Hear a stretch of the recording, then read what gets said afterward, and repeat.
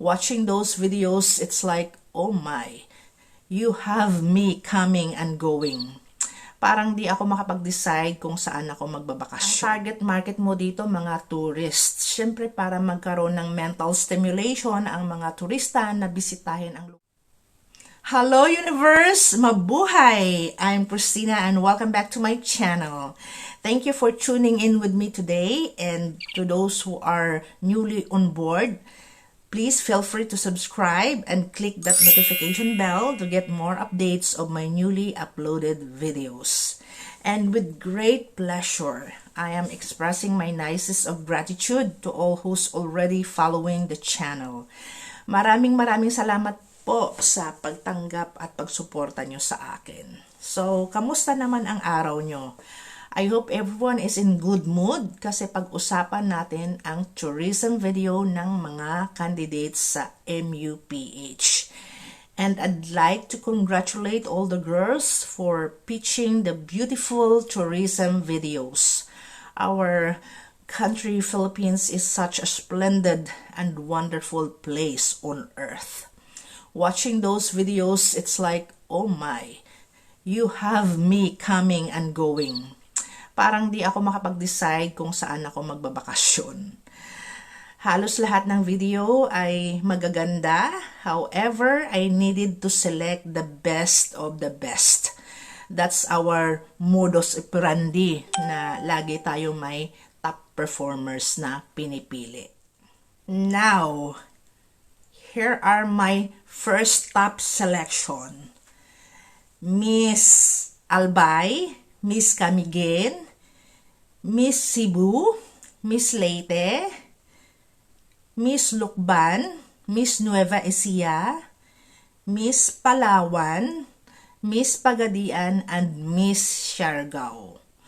You know what I truly appreciate about these videos is the verbal description and visual representation of the tourist destinations. Nag-provide sila ng information which is the most searched FAQ at web browsers like Google. Since the whole shebang is all about tourism, I think this is the proper way to promote our ecotourism or tourism sectors. Ang target market mo dito, mga tourists. Siyempre, para magkaroon ng mental stimulation ang mga turista na bisitahin ang lugar mo, magbigay ka ng visuals, background, at overview kung ano yung uudyok sa kanila para dayuhin ang lugar nyo. Yan lang ang gusto ko sabihin. Hindi ko na sila iniisa-isa guys kasi time consuming kung lahat kailangan kong i-explain ang mga nakikita ko sa video o mag-nitpick pa ako sa mga hindi ko nagustuhan sa mga videos. What matters most is the quality and campaign to endorsing our tourism, ecotourism regions. Alright, let's go to my favorites. These are the videos that poke my senses.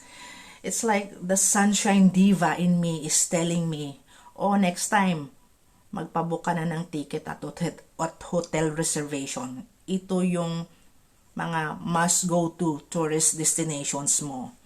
And who are they? Well, they are Miss Bantayan Island, Miss Bukidnon, and Miss Pampanga. I told my husband about this and he said, okay, let's do it. Pin it down in our diary. Hindi ko akalain na maganda rin pala ang Bantayan Island. Napuno ang mata ko sa pinakita ni Dr.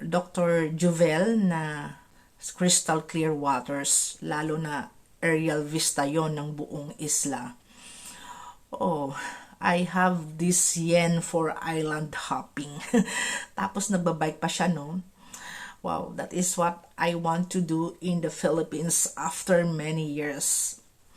Ang Bukidnon naman, it's like the beacon of the land down under Australia.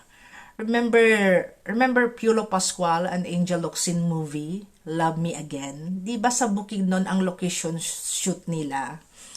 At nag-film din sila sa Australia. So there's a nexus of ecotourism landscape. I think I have to pack up my rodeo and cowgirl get-ups. Mga ngabayo kami doon sa bukid noon. And then, Pampanga, the culinary capital of the Philippines. Nung nasa Dubai pa ako, marami akong friends at kakilala na mga kapangpangan. Ang sarap talaga nila magluto. And what's really piqued my interest is the hot air balloon and sort of yacht party, ferry boat cruising, not sure. Pero nasa video ni Cyril. My goodness. I'm in dire need of getaways and relaxation. And now for my last 5 videos. I'm sure most of you can relate with this because in a sea of sameness, only these videos tickle my funny bones. Kakaiba kasi, may konting twist. Ang kulit, particularly kay Miss Quezon Province at Isa Manalo. Wala siyang voice-over, only a jubilant music background, slideshow, and cocktails of different scenery. Yet, it's pure bliss. It's very fun to watch. Majorette pala si Atisa. I thought it's an unexpected revelation and everybody finds it cute. Mababaw lang ang kaligayahan natin kaya patok to sa panlasa natin ang ginawa ni Atisa. Also in my list, sino pa ba? The sobering truth that Miss Bacoor, VVV, never loses her appeal in everything she does. In every challenges, creativity and playfulness never slips through her fingers. Grabe, no? May eksena ng totoong buhay ang tourism video ni VVV. This is a commercial campaign. Pwedeng ilagay sa LED ng billboard. Very entertaining. Nakakaloka talaga si VVV. Parang well calculated ang lahat ng plano niya sa pagsali niya dito sa Miss Universe Philippines. Then comes Miss Cainta, Stacy Gabriel. Simple vid as may appeared, but it's the soothing voice and crispy choice of words that has made this video catchy. Dahil mayaman sa vocabulary si Stacy, nadadala niya sa verbal communication. At ito yung lamang niya sa ibang candidates. Kahit sa radyo lang ako makinig kay Stacy, maiinganyo akong puntahan ang Cainta.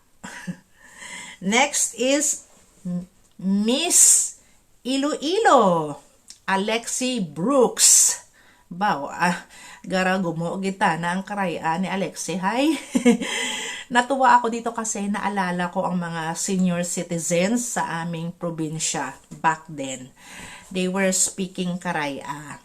Anyway, sa mga hindi nakakaalam, hindi lang po Hiligaynon ang dialect ng mga taga Iloilo.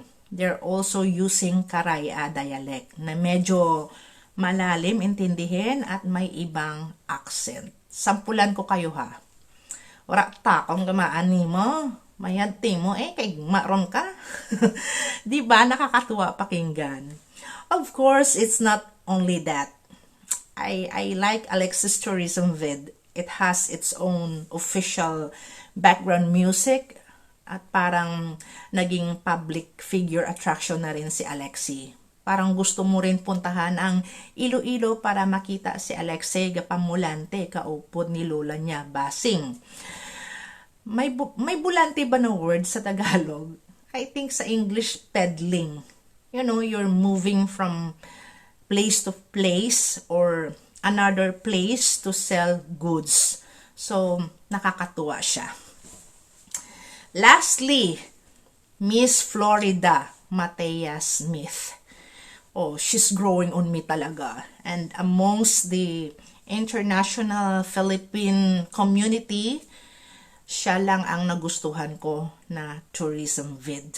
Kasi it shows that Matea is hyperactive with her involvement in the Filipino community. She even ano ba? She even flexed her favorite Piato snack. Mukhang maganda din ang bringing sa kanya kasi na-introduce talaga sa kanya ng mother niya ang Filipino roots niya. At parang masaya ang Filipino neighborhood sa Florida.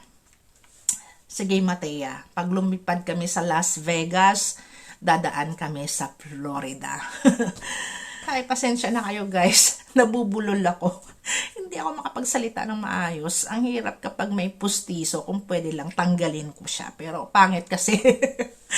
Ang pangit ko pag kinuha ko yung pustiso ko. So, how about you guys? What are your top picks for tourism video? Which places are your must-go-to destination? I-comment nyo na yan sa baba. At mag-nitpick lang ako ng konti. Napansin nyo ang ibang vids parang may extension ng kanilang hair story video. Diba? Pero ito ang top 5 ko. Miss Camiguin, Miss Bukidnon, Miss Florida, Miss Bacoor, and my number 1 is Miss Pampanga. Why? Kasi ang Pampanga para siyang international city.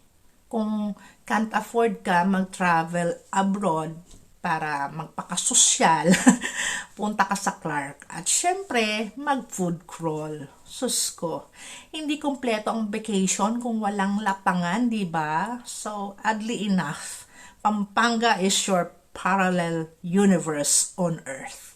Naks. At dito na tayo nagtatapos. Siguro naman mga guys, puro magaganda ang mga tourism vids na pinili ko. Okay ang quality. Yung si Miss Southern California, Janet Hammond, parang blurry ang video niya, Parang luma na at parang kuha lang ng phone. I don't know. Baka ako lang. O siya mga darling. Thank you for viewing at kita-kits sa susunod. Have a blessed Sunday. Keep safe. Tschüssi. Babush.